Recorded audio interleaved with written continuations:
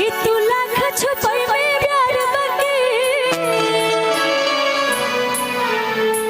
तू लाख छुपाई में प्यार बाकी, दुनिया के पता चल जाते रे।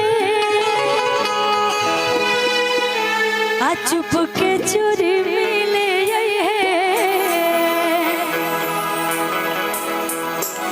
लड़कियां कहती है लड़कों से प्यार तो करते हो बताते नहीं हो, लेकिन ये दुनिया बहुत समझदार है, आखिर में जान नहीं जाएगी तो बता क्यों नहीं देते कि तू लाख छुपाई में प्यार बाकी, दुनिया के पता चल जाते रे। आ चुप के चोरी मिले चुप के चोरी मिले मिल में तमाजा। आइएगा गोलू भैया।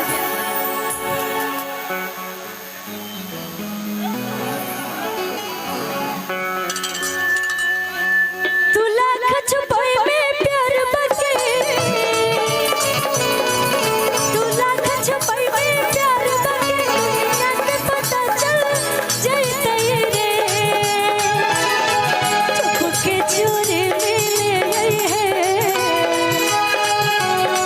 चुप के चोरी मिले मिला बेटा मजा आईते रे।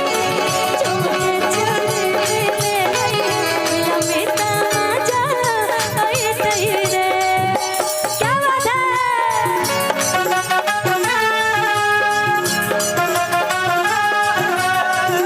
चला पूछो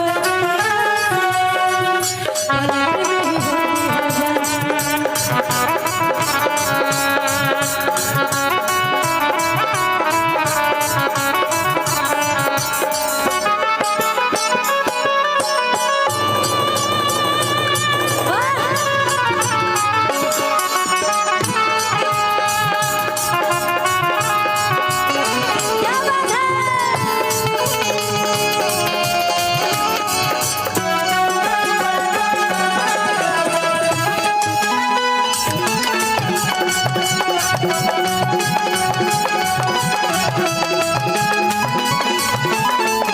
काजल ए काजल सुना तारा अखिया के काजल है जान बड़ा काजल दिलबा।